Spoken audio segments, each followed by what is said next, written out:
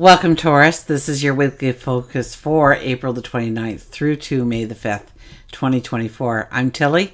This is Tarot with Tilly. Thank you for being here, and let's dive right into the cards.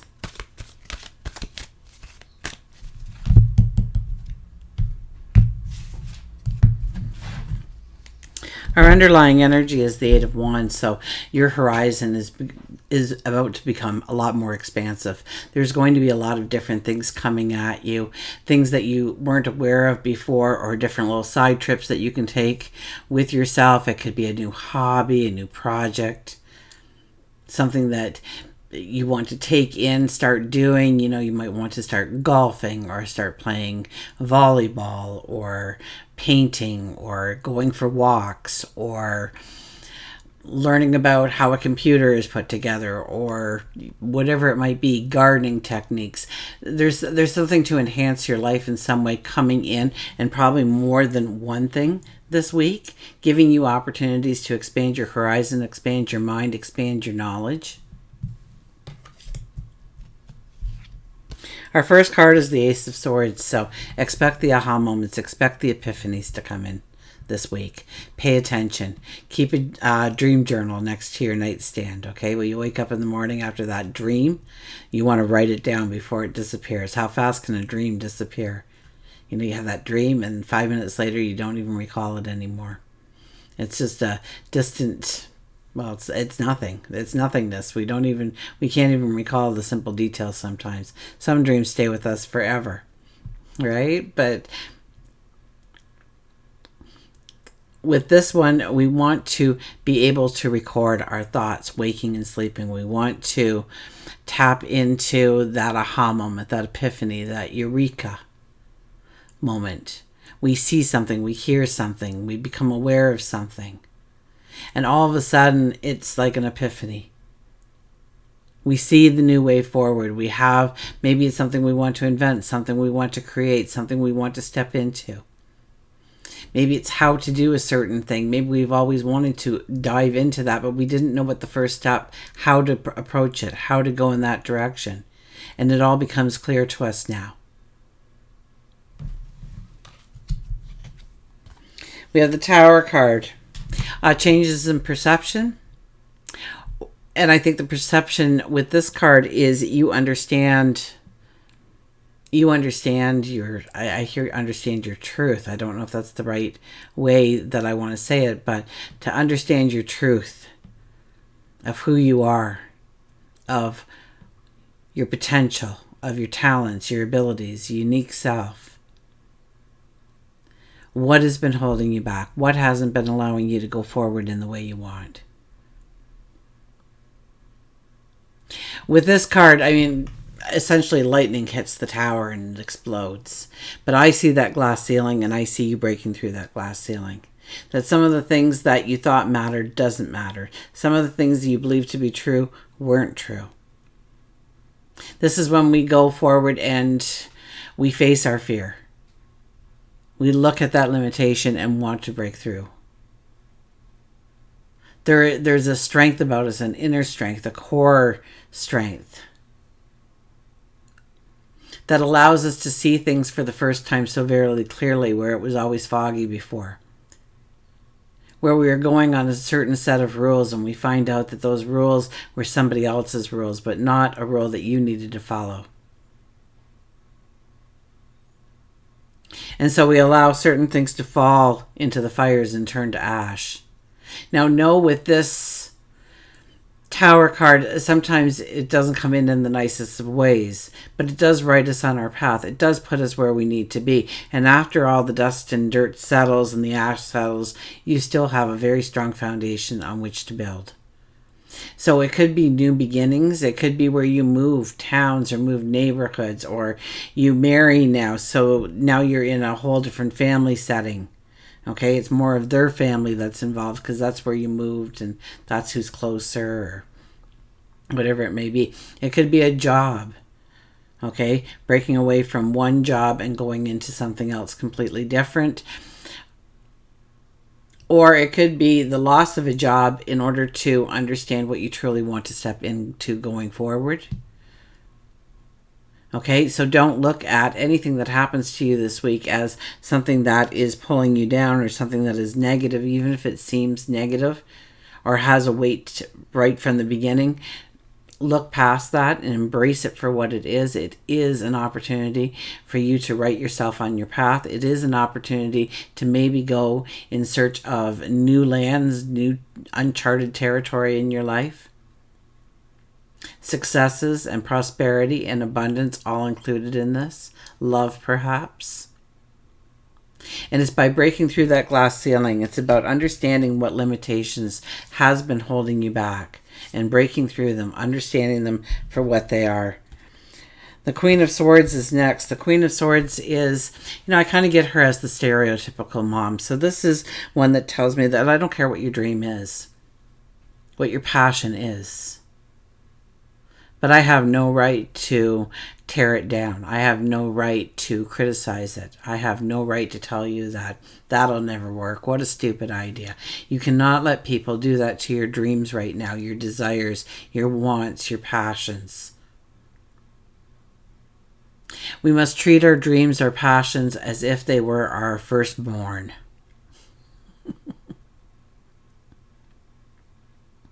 First, we imagine what that path could look like.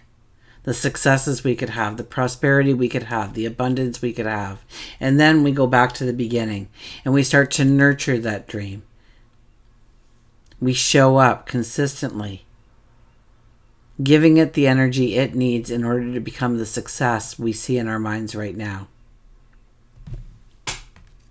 Just as you would take a child and show up consistently to move them towards the successful people they will become one day. We have the Star card. Anything is possible. You have a renewed sense of hope this week. A belief that you've got this, that you can go forward, that you are protected, that you are loved, that there is a path forward for you. Okay, the Star card is making the impossible possible. It's understanding that what you thought you couldn't step into, you can now step into. I mean, all the cards are saying that your horizon is about to expand. That you're going to see. Well, the Ace of Swords, first of all, tells us that the aha moment, the epiphany, where we see perhaps how we can go forward. Maybe there were barriers, maybe there was limitations that were holding us back from exactly where we wanted to be, and we break through that glass ceiling now, and we start giving our passions and our dreams the love and attention it deserves. We have the Page of Pentacles. The Page of Pentacles, now, the page is a young king, right? So he's learning how to grow that small pentacle into a giant pentacle. Okay? He sees the potential. He's looking for the potential. He's seeing where he can grow the potential in his life. Or her life. Their life. There's a rose, or two roses actually, on top of the pentacle. One is a white rose, telling us about new beginnings, new starts, and the purity of the dream. The red rose is one that is passion and courage must be infused into it in order for it to grow to the success that you want. And it's very foggy in this card. So we're not going to get a realistic idea of the little steps that are needed in order to go forward. We may not even see a step. We may just get it as a vision of what we want the end result to be. And sometimes that's the best way of doing it, because that leaves it up to God, our angels, our guides, the universe, to bring it to us in a way that is going to work in harmony with us, probably better than we could have ever imagined. So when we leave the gate wide open, they get free reign on how to bring it into our lives. Whereas if we say, well, it must happen in a certain way, it limits how that dream can come in, how passion can ignite that dream. Work and career, we've got the Four of Swords and we've got the Knight of Swords.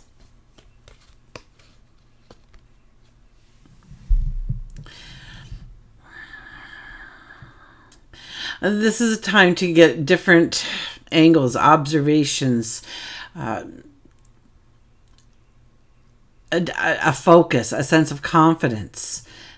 Okay, so the Four of Swords is telling us that we need the rest, we need the recuperation, we need to recharge our batteries. We do not want to be jumping onto our stallion and yelling charge before we are ready to, before we have that energy, that vitality. So it's important for us to see ourselves going forward with a dynamic energy, but it's more important for us to take the time to rest, recuperate, recharge our batteries. Maybe it's a time to release, let go, heal, so that we can feel, that we can go forward with the strength.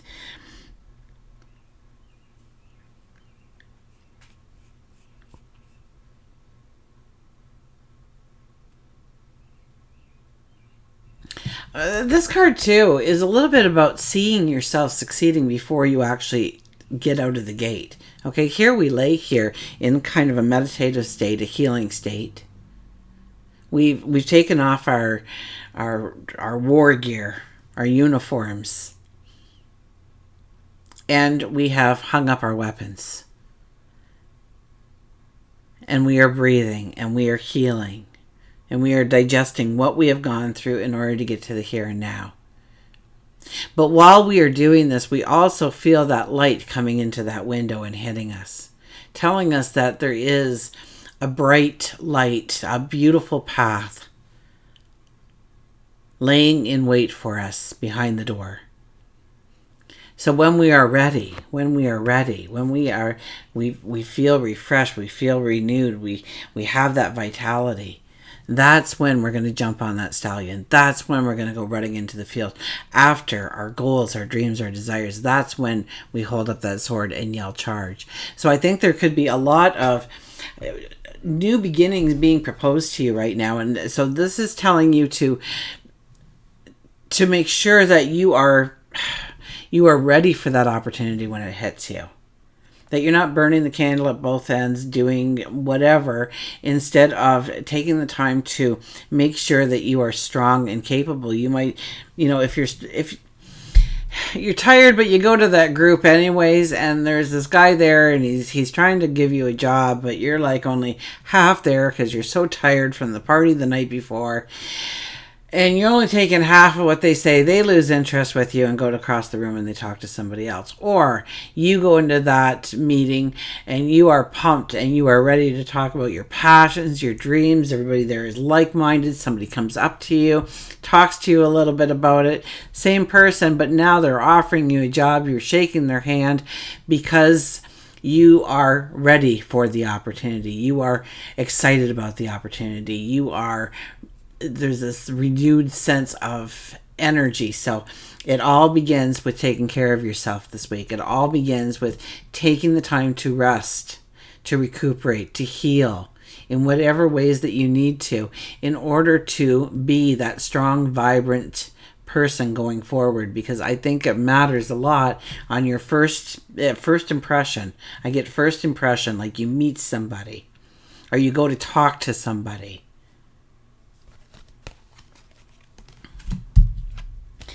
For love and relationships, we have the Six of Cups and the King of Cups.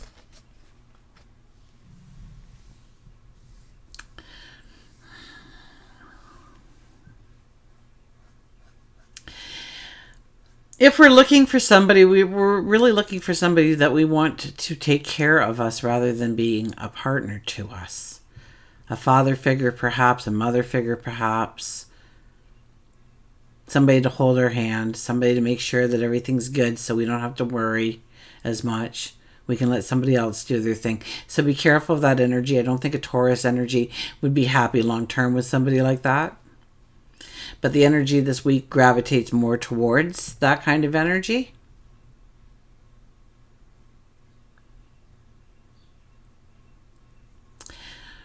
I think for you personally, in order to be strong within the relationship, is knowing yourself, knowing the confidence, it's tapping into the confidence of who you are.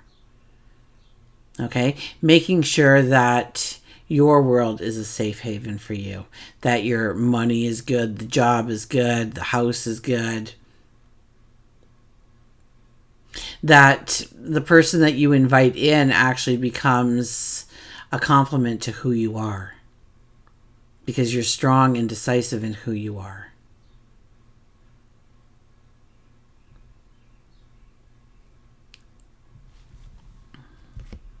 It could be somebody from the past actually coming in this week. An old best friend, an old relationship. Somebody from the neighborhood block. They're there, though, to remind you of something rather than being a part of your world going forward.